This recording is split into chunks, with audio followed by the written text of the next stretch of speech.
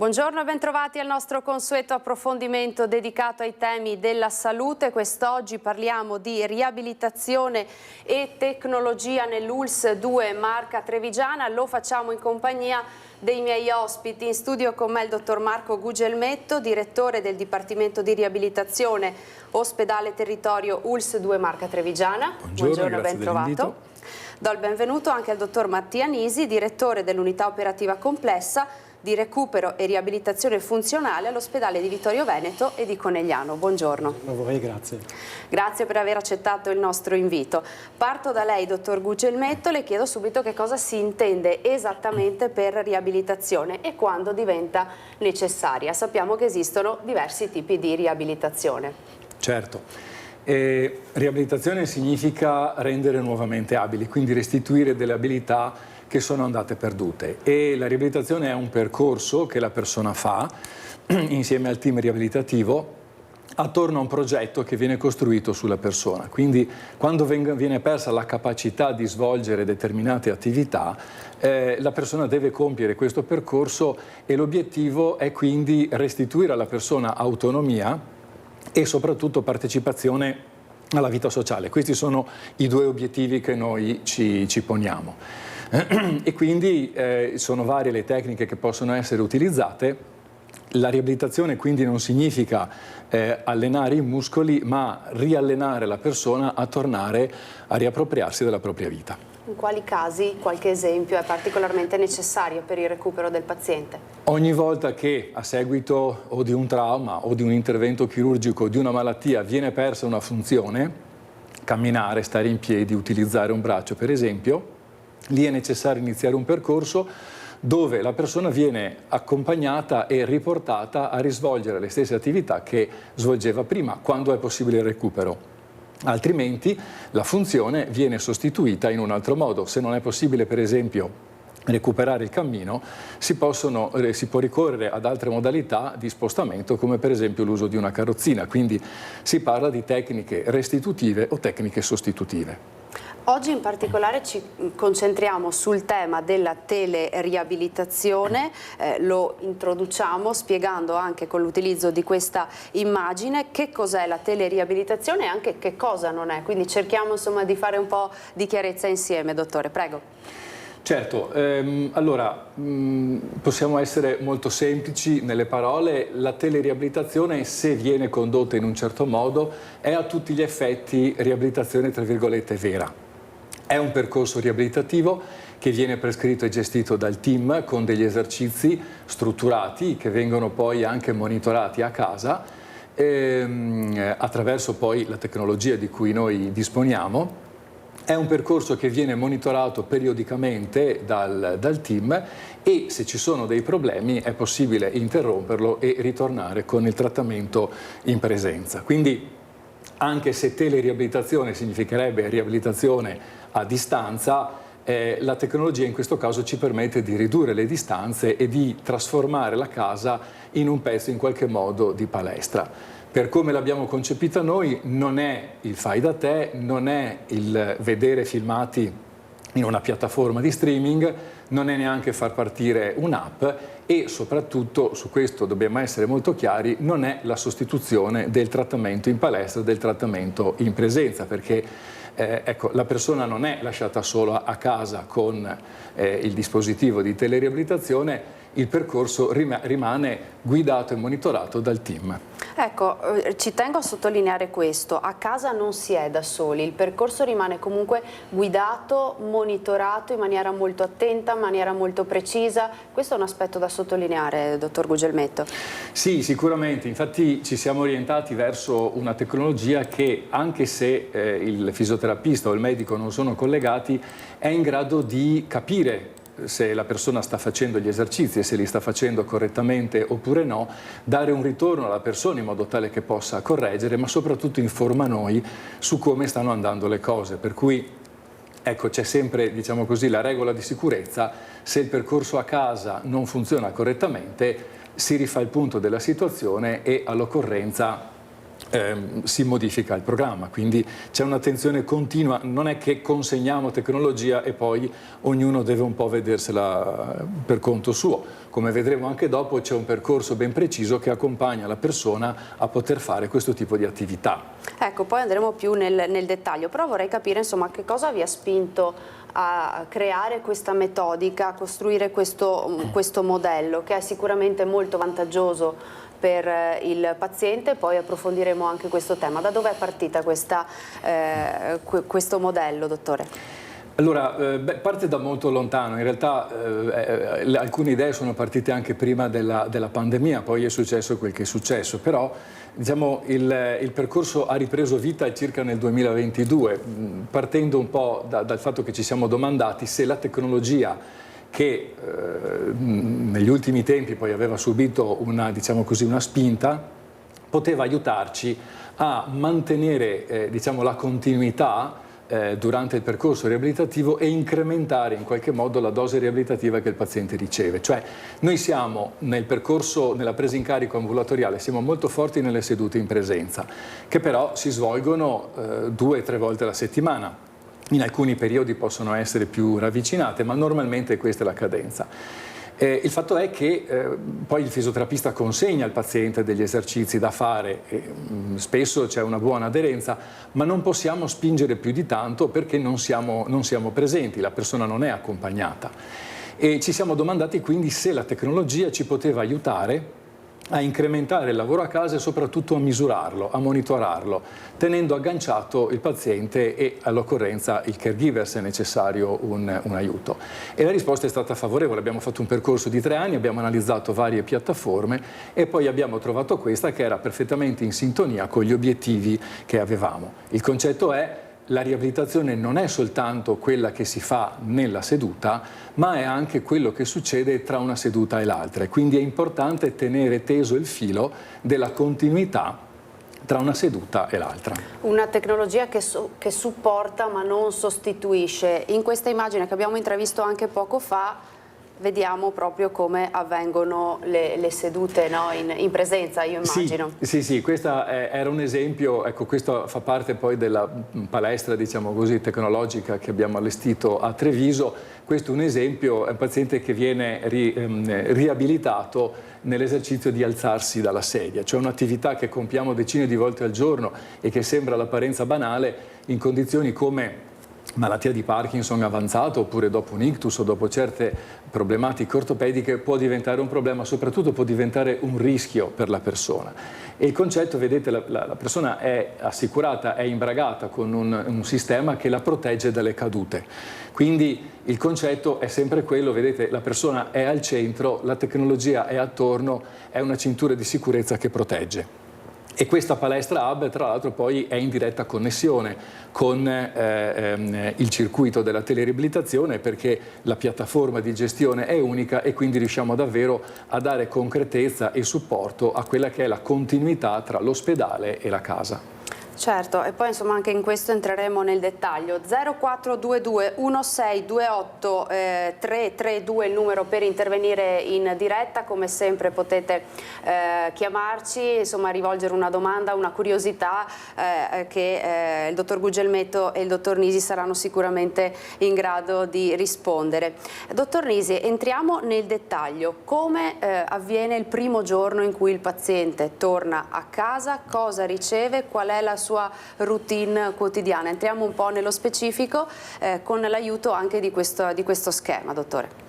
Sì, il paziente porta a casa letteralmente una valigetta. Questa valigetta contiene al suo interno il cuore tecnologico, cioè il dispositivo con cui noi interagiamo con lui e che dovrà semplicemente collegare al suo televisore di casa. Da quel momento in poi, attraverso il telecomando, gestirà una piattaforma estremamente intuitiva che somiglia, se vogliamo, molto alla modalità con cui utilizza normalmente il televisore e potrà accedere al programma riabilitativo che il fisioterapista avrà redatto sulla base del progetto riabilitativo che il fisiatra ha impostato per lui. Da quel momento, e qui viene fuori una delle peculiarità assolute del sistema, c'è la flessibilità completa, cioè la possibilità di iniziare il programma riabilitativo in qualunque momento della giornata, svincolato quindi da esigenze di tipo logistico o da orari che in realtà caratterizzano la presa in carico classica in ambulatorio.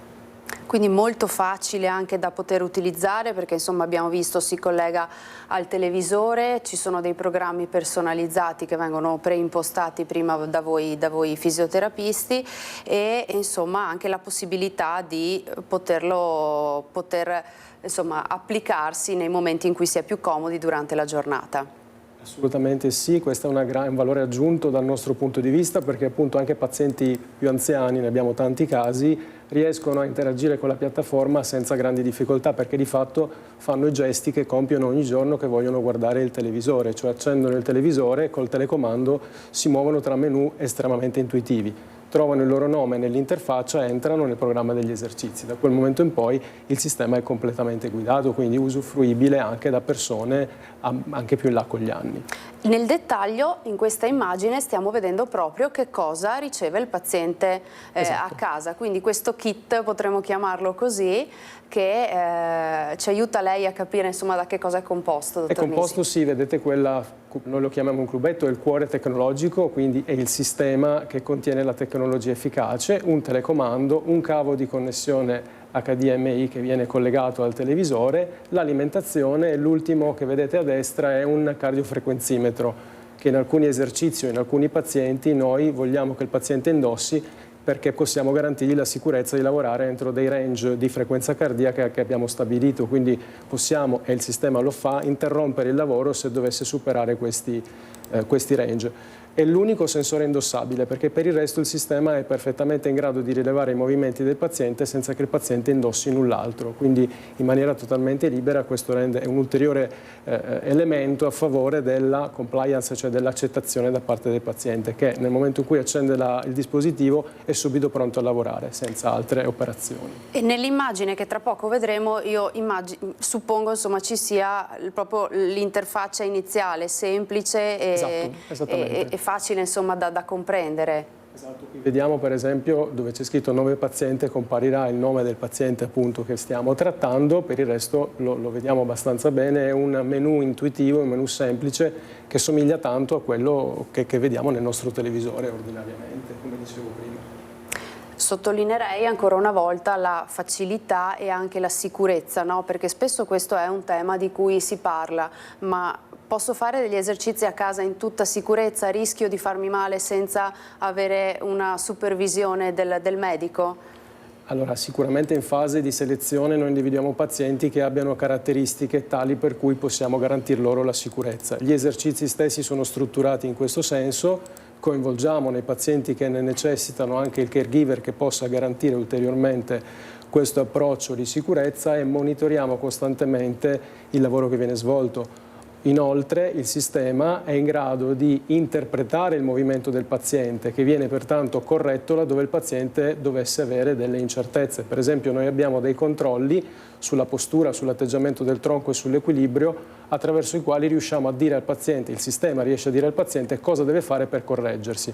Quindi non solo lavoriamo in sicurezza, ma lavoriamo con efficacia, cioè laddove l'esercizio richieda un atteggiamento, una postura, un movimento corretto, il sistema è in grado di imporglielo attraverso correzioni acustiche e visive. Quindi sicuramente puntiamo alla sicurezza, ma anche alla qualità e alla, diciamo così, efficacia del lavoro che impostiamo. E la correzione avviene subito e quindi l'esercizio riesce a essere più preciso, più consapevole, ma anche davvero più efficace, no? Assolutamente sì, questo supera un po' il limite del prima. Il prima, come accennavamo prima col dottor Gugelmetto, era lasciare al paziente un foglio di carta con dei disegni o al limite dei video, ma in entrambi i casi non potevamo essere sicuri né che il paziente facesse davvero quegli esercizi, né tantomeno avevamo contezza della qualità con cui faceva quegli esercizi. Questo sistema ci permette non solo di documentare che ha lavorato, ma anche di capire se ha lavorato bene e quindi di correggerlo, come dicevamo, in tempo reale laddove ci sia bisogno. Ecco, c'è anche un video che voi insomma ci avete portato proprio per farci capire l'efficacia anche della correzione guidata, come avviene, e lo guardiamo insieme, così riusciamo proprio a capire il grado di affidabilità di questo sistema. Lo dico alla regia, lo faccio partire e lo guardiamo insieme, anche con l'audio se non sbaglio, dottore, si dovrebbe sentire, poter sentire la correzione. Sì, dovremmo apprezzare, ecco, il feedback. positivo. Se noi raggiungiamo il target attraverso il movimento, in questo caso del braccio, avete sentito il rumore e il colore rosso che si è acceso perché in questo caso volutamente, è una fisioterapista che ci fa una dimostrazione, ha alterato la sua postura, si è sbilanciata e il sistema lo ha segnalato con un segnale acustico e visivo e quindi si è subito ricorretta. Vedete la voce equilibrio e la voce tronco, che sono i due parametri che il paziente viene addestrato a guardare proprio per tenersi corretto nella sua posizione corporea. E quindi insomma questo permette davvero al sistema di essere efficace.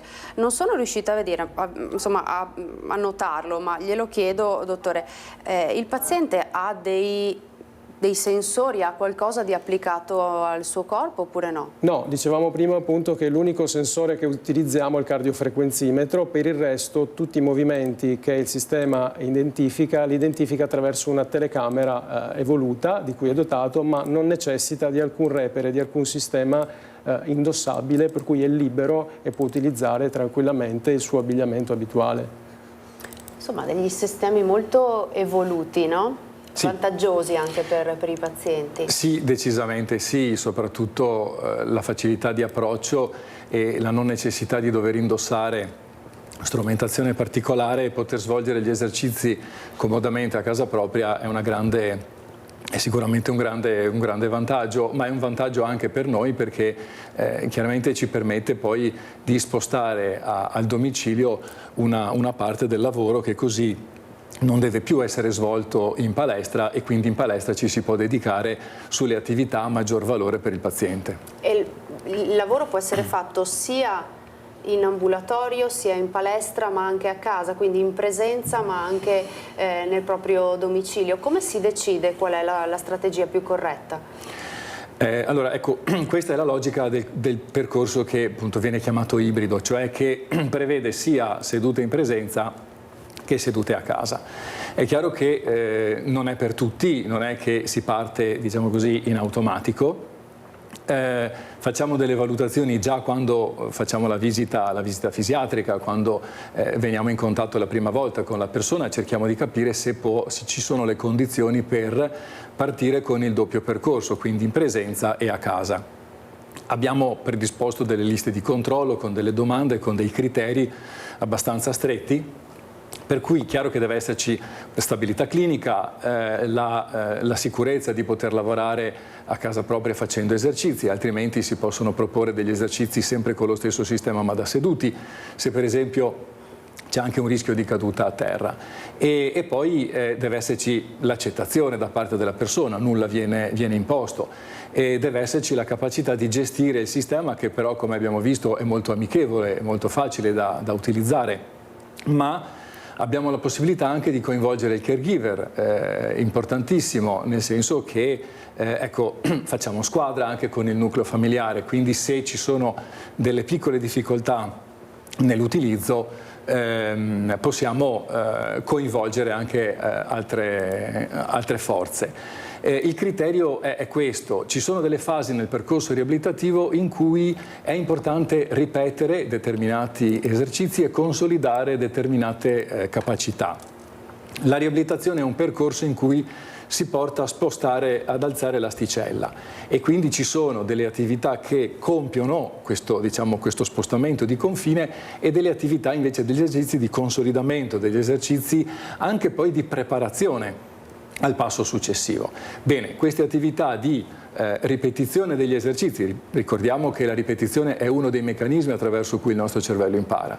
La ripetizione, il consolidamento dei risultati e la preparazione di certe abilità utili alla seduta successiva possono essere, quando ci sono le condizioni, spostate appunto a casa, e così fisioterapista e paziente si possono concentrare proprio su quelle attività che invece fanno la differenza nel recupero.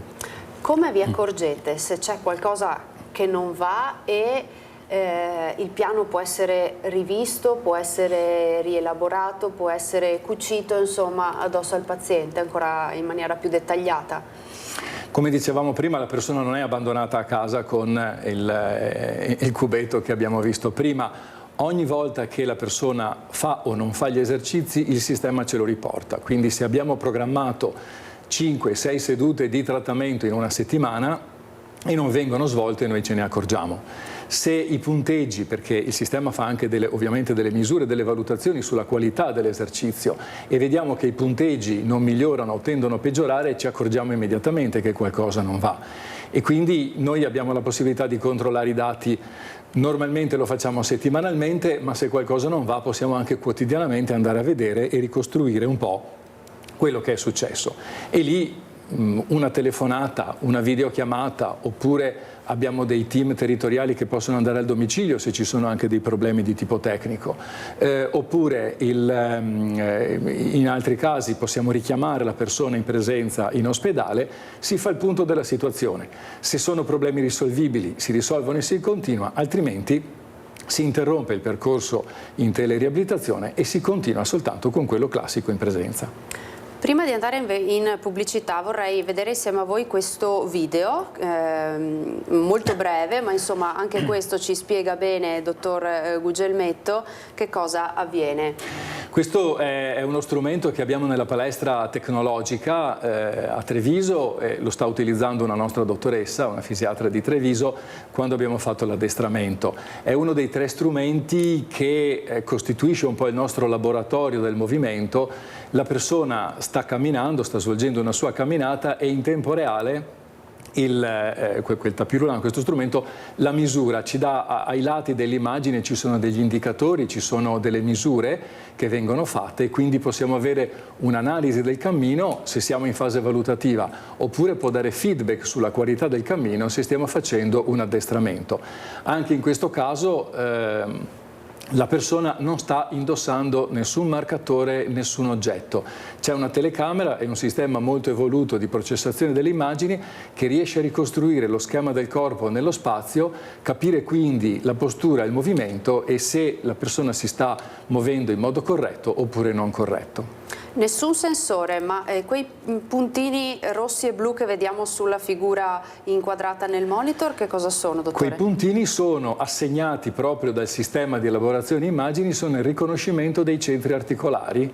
La grande potenza di questi strumenti è proprio che da un'immagine capisce dove sono le articolazioni e se noi colleghiamo le articolazioni andiamo a ricostruire lo schema del corpo e gli angoli tra le articolazioni e gli angoli che cambiano nel tempo sono il movimento del corpo nello spazio e quindi si fanno tutta una serie di valutazioni su ampiezza del movimento, velocità del movimento, gestione del carico del peso. Abbiamo visto prima, questo è uno strumento molto complesso, ma anche lo strumento che il paziente ha a casa è in grado di capire se la persona si è sbilanciata, quindi se rischia se non sta controllando correttamente il tronco o l'equilibrio nella base di appoggio.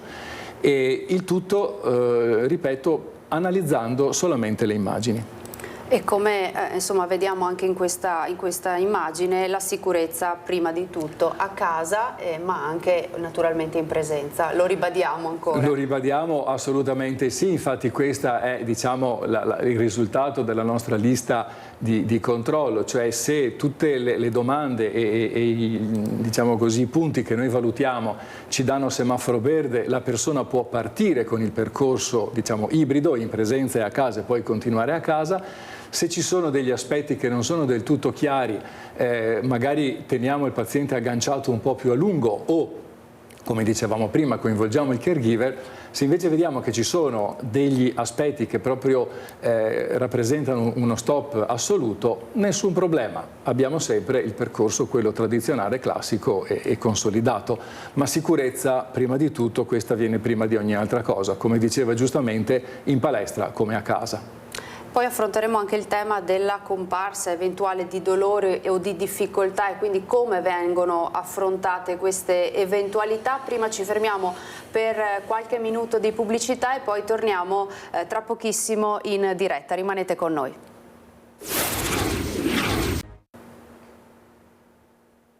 Ben ritrovati nuovamente in studio, ancora in diretta, l'approfondimento dedicato alla salute, tema di oggi la riabilitazione e le tecnologie utilizzate presso l'ULSS 2 Marca Trevigiana. In particolare lo scorso maggio 2025 è stata inaugurata una palestra molto tecnologica a Treviso e quindi insomma poi ci racconta anche un po' meglio che cosa, come viene usata, in che logica di percorso viene utilizzata ed è un po' il vostro laboratorio del movimento, no? Come vediamo scritto qui. Prego. Sì, esattamente. È una delle tappe che abbiamo percorso nell'introduzione della tecnologia nei percorsi riabilitativi. È proprio un vero e proprio laboratorio del movimento che ci permette, uno, di fare delle misure molto accurate e molto precise su alcune capacità, in particolare l'equilibrio statico dinamico, il cammino, ma anche l'uso delle braccia, la resistenza, la coordinazione. Quindi ecco, la possiamo utilizzare all'inizio per tracciare un profilo molto completo della persona, che poi con dei dati che si integrano con le valutazioni che il medico fa durante la visita e il fisioterapista fa alla prima seduta.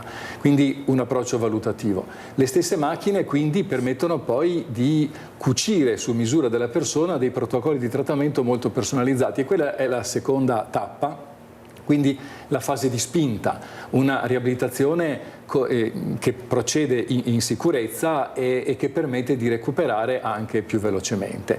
E poi in terza battuta, a fine del percorso, rifare le valutazioni, confrontare il prima e dopo per capire bene qual è stato il risultato dei nostri interventi. Il tutto, come dicevamo prima, è integrato con il percorso di riabilitazione domiciliare, se la persona ha avviato quel percorso, e noi vediamo tutti i dati insieme, sia quelli che diciamo, arrivano da casa che quelli che arrivano da questi strumenti. È chiaro che questa palestra si trova a Treviso, è nell'ospedale Hub, però adesso appunto come Dipartimento stiamo lavorando per costruire dei percorsi per metterla a disposizione di tutti e tre i distretti, soprattutto nei percorsi che richiedono una maggiore attenzione. E i tre strumenti sono appunto una pedana per l'equilibrio, un tapirulan particolare sensorizzato per l'analisi del cammino e uno specchio digitale, ecco, per una serie di esercizi. Qui per esempio che cosa vediamo, dottore? Sì, ecco, questo è una persona davanti a uno specchio digitale che è ancorata a un sistema di protezione, un sistema robotico di protezione dalle cadute. Qui sta svolgendo degli esercizi per ottimizzare la capacità di accovacciarsi e di rialzarsi in piedi. Se ci sono problemi agli arti inferiori, come in questo caso, il sistema può alleggerire la persona, può sgravare di una percentuale variabile del peso e quindi rendere più semplice l'esercizio, ma al tempo stesso proteggendo la persona dalla caduta. Se non riesce a fare l'esercizio e rischia di cadere, il sistema si accorge e lo aiuta e lo protegge dalla caduta.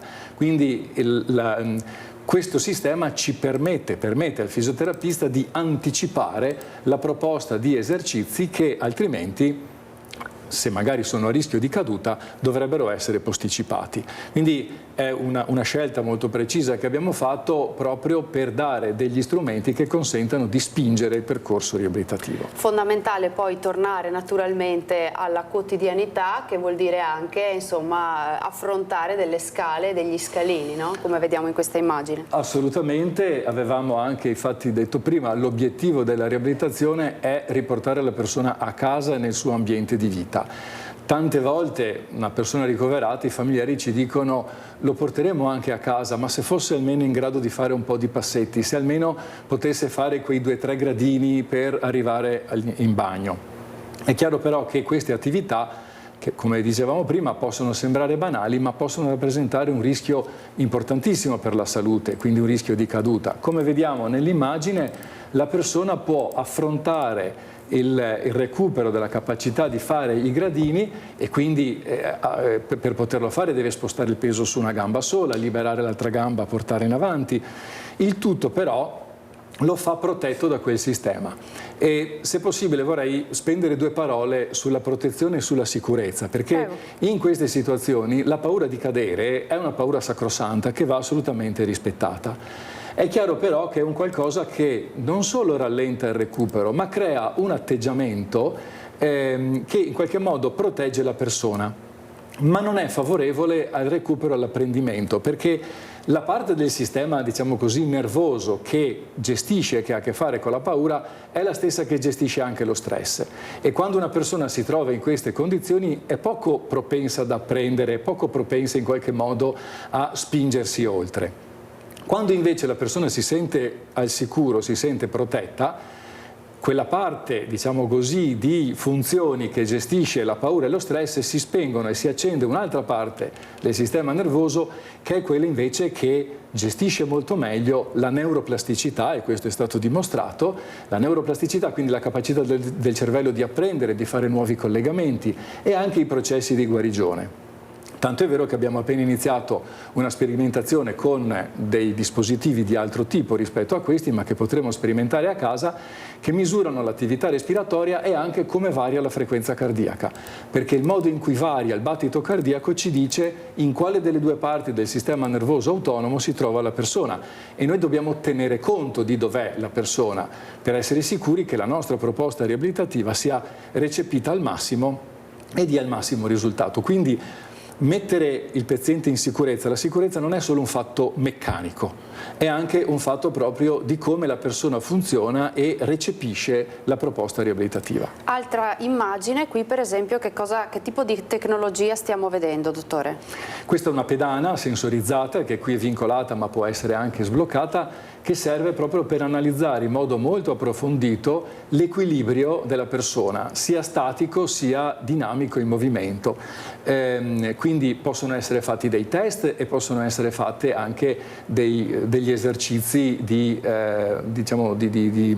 miglioramento delle funzioni dell'equilibrio, ed è una valutazione importantissima per stimare il rischio di caduta. Sappiamo quando il paziente torna a casa dopo un ricovero, il rischio magari che possa cadere, oppure se vengono persone in ambulatorio che presentano rischi di caduta, abbiamo la possibilità di valutarli e di capire che tipo di lavoro fare per metterli in sicurezza.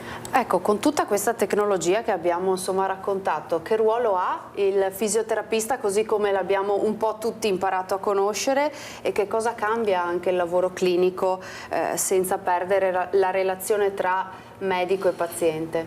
Ecco, su questo voglio essere assolutamente chiaro. Abbiamo scelto una tecnologia che lascia al centro le persone e il rapporto di cura. La tecnologia è una leva, è un amplificatore che amplifica la capacità di intervento del professionista della riabilitazione.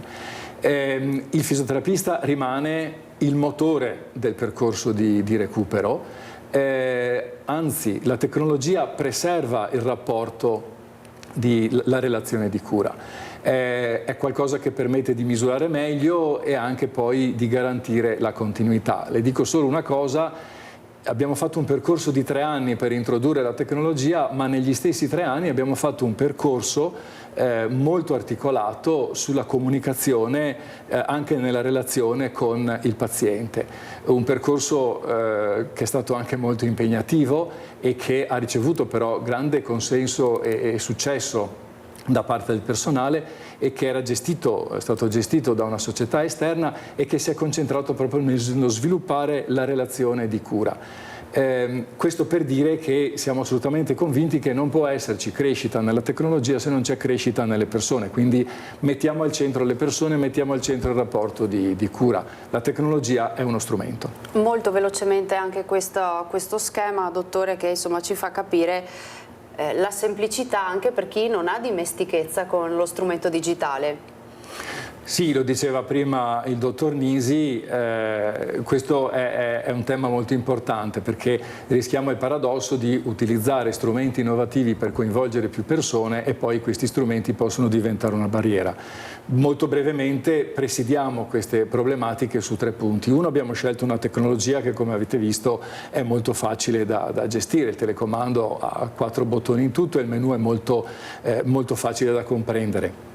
La selezione e l'addestramento del paziente e del caregiver non è lasciato solo, si fanno una serie di sedute in presenza per avviare l'utilizzo del sistema, e poi, come dicevamo prima, noi ci siamo sempre. La tecnologia è buona quando risolve i problemi delle persone, non quando li crea. Ecco, dottor Nisi, allora come viene fatta la prima spiegazione, come viene introdotto questo sistema al paziente e come capite se davvero il paziente è in grado di farlo da solo o se ha bisogno di un supporto, di un caregiver? Sì, allora noi utilizziamo le cosiddette transfer room, sono delle stanze che abbiamo allestito nei nostri ospedali e nei nostri ambulatori, all'interno delle quali simuliamo in sostanza il salotto del paziente e invitiamo il paziente e il suo caregiver, laddove ce ne sia bisogno, a testare il sistema. Abbiamo degli esercizi che noi somministriamo attraverso appunto il fisioterapista dedicato e nell'esecuzione riusciamo a ricavare se il paziente rispetti quelle condizioni di sicurezza e di dimestichezza col sistema che ci permettono di dichiararlo idoneo al percorso in tele. Tutto questo chiaramente ha ancora una volta al centro la sicurezza del paziente. Se siamo assolutamente certi che il paziente sia sicuro, non sia ad elevato rischio di caduta, sia in qualche maniera a suo agio con questa tecnologia, da solo con l'aiuto del suo caregiver, allora diamo il via libera. In caso contrario pensiamo ad alternative che possono essere per esempio la classica presa in carico in ambulatorio oppure i percorsi ibridi a cui si accennava prima. Anche il caregiver prova insieme al paziente oppure è un qualcosa che è solo della persona che insomma poi andrà a utilizzare il sistema? No, il caregiver partecipa nel senso che gli vengono dati dei compiti di supervisione e di assistenza laddove appunto il paziente non sia in grado di svolgerli da solo. Per esempio abbiamo un'alternanza di esercizi in piedi o seduti e quindi il caregiver può essere un aiuto nel momento in cui ci sia da spostare la sedia per evitare che il paziente possa inciampare e farsi male.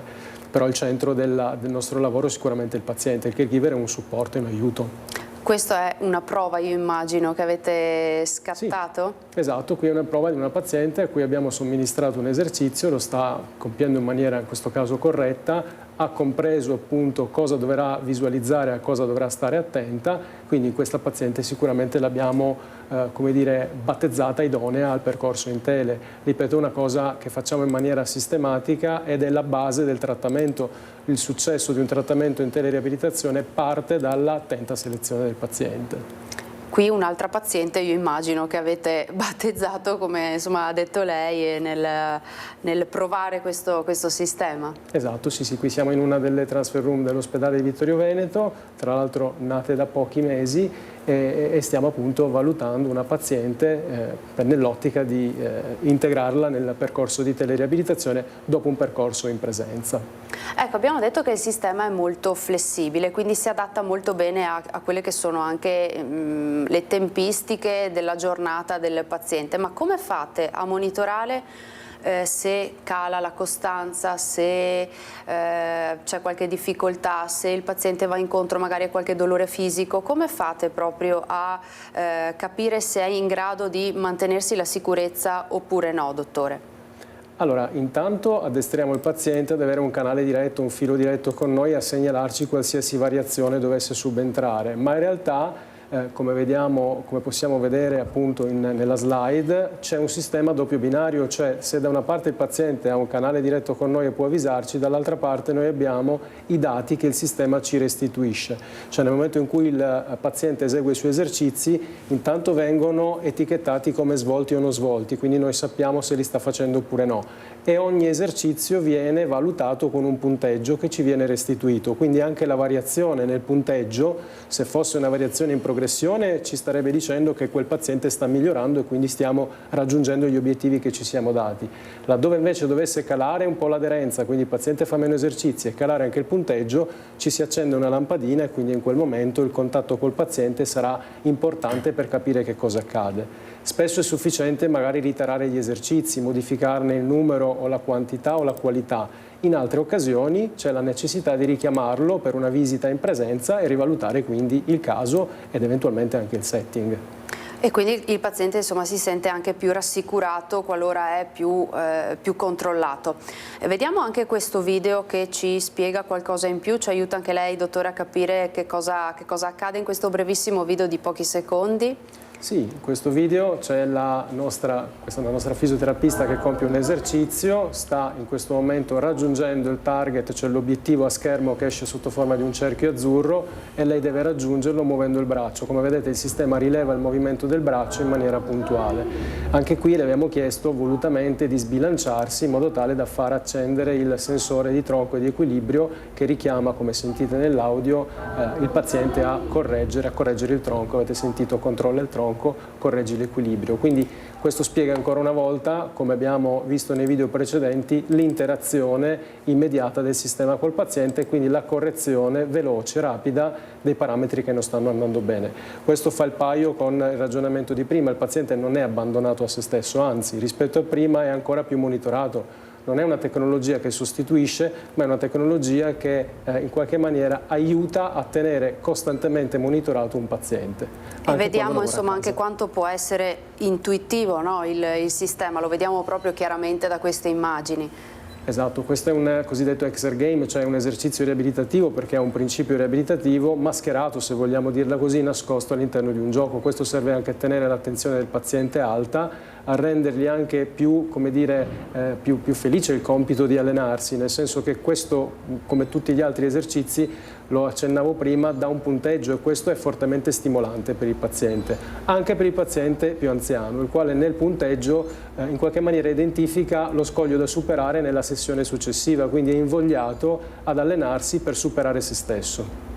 Funziona per tutti, dottore, oppure insomma, per chi è meglio solo in presenza e insomma, le chiedo anche perché? Allora, non è la soluzione per tutti sicuramente, bisogna, lo abbiamo detto, selezionare correttamente il paziente. Sicuramente pazienti che hanno grosse problematiche di equilibrio, sono ad alto rischio di caduta o hanno problematiche cliniche attive, quindi sono instabili sul piano clinico, necessitano di percorsi differenti, così come i pazienti che hanno necessità di una supervisione costante da parte del fisioterapista. Laddove queste condizioni non ricorrano, sicuramente la teleriabilitazione è un'opportunità sia come percorso, come dire, unico, sia nella accezione di percorso ibrido a cui accennavamo. Ci sono poi dei casi particolari, ad esempio pazienti che abbiano bisogno di una riabilitazione prettamente rivolta agli arti superiori e che abbiano contestualmente elevati problemi di equilibrio, quindi instabilità e rischio di caduta. Per assurdo, ma non è assurdo, sono candidabili a percorsi in teleriabilitazione perché appunto si risparmia anche la logistica e il trasferimento del paziente da casa in ambulatorio in ospedale, quindi si riduce quella frazione di rischio. Ecco, a parte questi casi in qualche maniera limite, per tutto il resto dei pazienti appunto dobbiamo chiederci se quel paziente abbia quei profili di rischio a cui accennavamo oppure no. Quindi sicuramente non è una risposta per tutti, è assolutamente centrale individuare correttamente il tipo di paziente e l'esigenza e quindi decidere per questa strategia oppure no.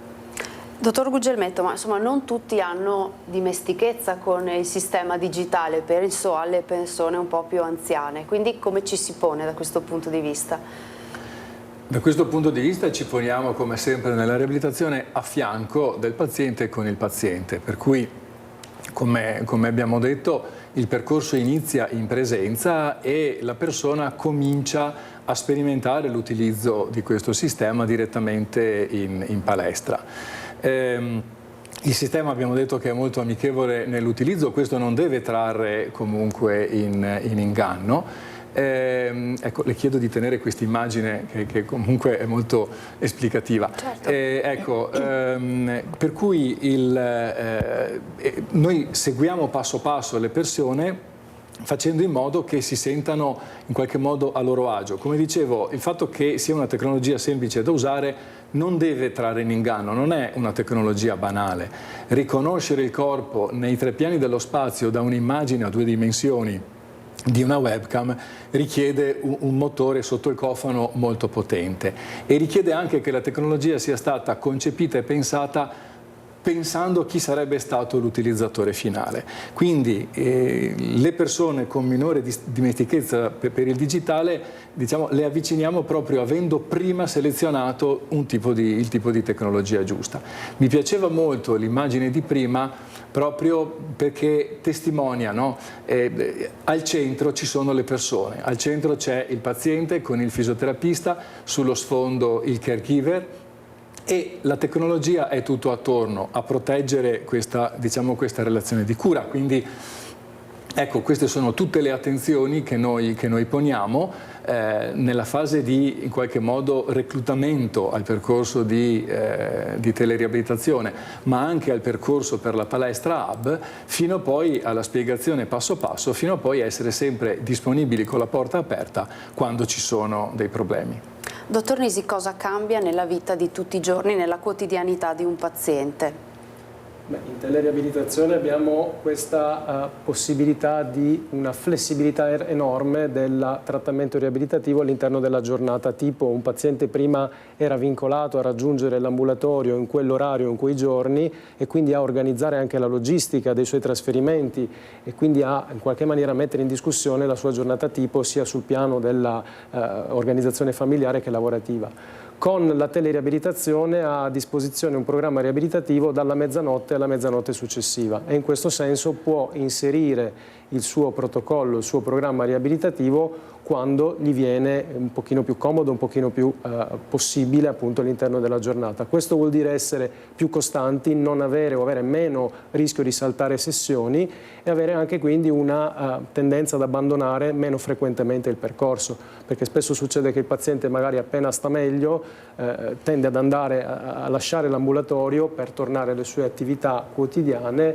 lasciando un attimo magari da parte l'ultima parte del percorso riabilitativo. Con la tele invece ha la possibilità di portarlo a termine perché può inserirlo in qualunque punto della sua giornata, quindi direi che la flessibilità è sicuramente l'aspetto principale. E poi appunto quello che poteva essere un timore in realtà è un valore aggiunto della teleriabilitazione, è costantemente monitorato dal team, dal fisioterapista e dal fisiatra che attraverso i dati che il sistema restituisce monitora costantemente, osserva costantemente il lavoro che svolge a casa, quindi non è assolutamente lasciato a se stesso ma è anzi ancora più monitorato rispetto ai percorsi tradizionali. E quindi più continuità e meno rischio che il percorso venga abbandonato anzitempo.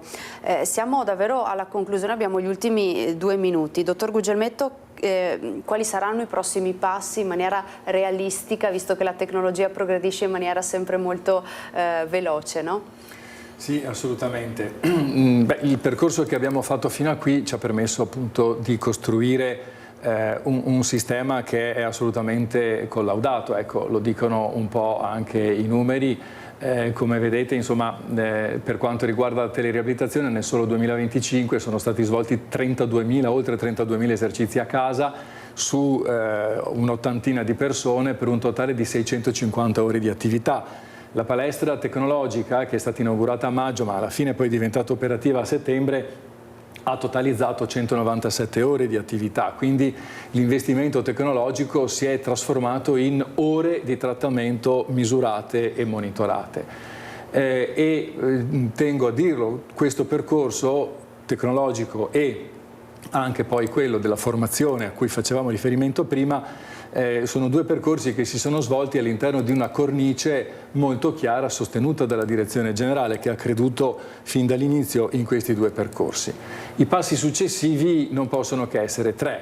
Il primo, consolidare gli standard che abbiamo messo a punto, quindi proprio perché diceva lei è una situazione, come diceva, è una situazione in continua evoluzione, quindi dobbiamo consolidare ciò che funziona e farlo diventare base e invece poi migliorare le cose che sono migliorabili. Dobbiamo, ed è il tema che ho lanciato a fine dell'anno scorso al Dipartimento, crescere nel decidere con i dati. Già lo facciamo adesso con le scale di valutazione, le nostre misure, ma questi sistemi ci sfidano con delle misure molto approfondite, ma la misura deve diventare informazione prima di poter diventare decisione e quindi dobbiamo fare un percorso in questo senso e da questo punto di vista stiamo già insieme al controllo di gestione, che è quella parte dell'azienda che gestisce proprio dati e indicatori, e anche poi in parte in autonomia stiamo sviluppando dei metodi per capire come questi dati ci potranno sostenere nel prendere delle decisioni molto mirate, ma ripeto, la decisione sarà presa comunque dalle persone, dal personale della riabilitazione. E poi il terzo punto, la diffusione. Grazie al dottor Nisi a fine 2025 siamo riusciti a rendere omogenea la rete di riabilitazione in tutto il territorio, di teleriabilitazione in tutto il territorio dell'US 2, adesso possiamo renderla disponibile a sempre più persone, con una crescita però che deve essere assolutamente razionale, proprio perché i tempi sono molto accelerati e quindi è necessario crescere in modo razionale, crescere in modo ordinato, altrimenti proposte, idee, tentativi si sommano e rischiano di creare confusione. Per cui questi saranno i 3 punti: consolidare la gestione del dato anche con dei sistemi molto evoluti di apprendimento, e poi la diffusione al maggior numero di persone che ne possono beneficiare. Dottor Nisi, concludiamo con questa foto che insomma ritrae il vostro team, insomma anche per voi insomma è stato un bel cambiamento, no? Questa nuova metodica. Beh, sì, assolutamente sì, nel senso che come tutte le novità, soprattutto quelle tecnologiche, inizialmente intimoriscono un po', bisogna prenderci le misure. Abbiamo usato un po' di tempo per tararlo su quelle che erano le nostre esigenze, ma col tempo ne abbiamo apprezzato i benefici, abbiamo apprezzato soprattutto il rapporto che questa tecnologia crea col paziente e quindi il supporto che possiamo avere da questo strumento nel programma e nella crescita appunto del trattamento riabilitativo nei confronti dei nostri pazienti, e questo si è trasformato presto in fiducia e quindi assolutamente in un sentimento di come dire, gratitudine anche allo strumento e alla tecnologia che c'è dietro. Quindi il team ha risposto bene, assolutamente bene a questa innovazione. Non mi resta che augurarvi buon lavoro, visto che insomma il suo incarico è recentissimo presso l'ospedale di Vittorio Veneto e di Conegliano. Grazie, grazie davvero. Siamo in chiusura e ringrazio il dottor Marco Gugelmetto, direttore del Dipartimento di Riabilitazione Ospedale Territorio ULSS 2 Marca Trevigiana. Ringrazio anche il dottor Mattia Nisi, direttore dell'unità operativa complessa di recupero e riabilitazione funzionale a Vittorio Veneto e a Conegliano. Grazie per averci spiegato in maniera molto chiara insomma questi sistemi che a volte ci fanno un po' paura, ma sono davvero molto utili per la nostra salute. Grazie a Simone Merlo e Alessandro Granziera in regia, vi lascio alla ricetta di Casa Pappagallo e successivamente anche al film. Vi ringrazio per averci seguito e vi auguro un buon proseguimento di giornata in nostra compagnia.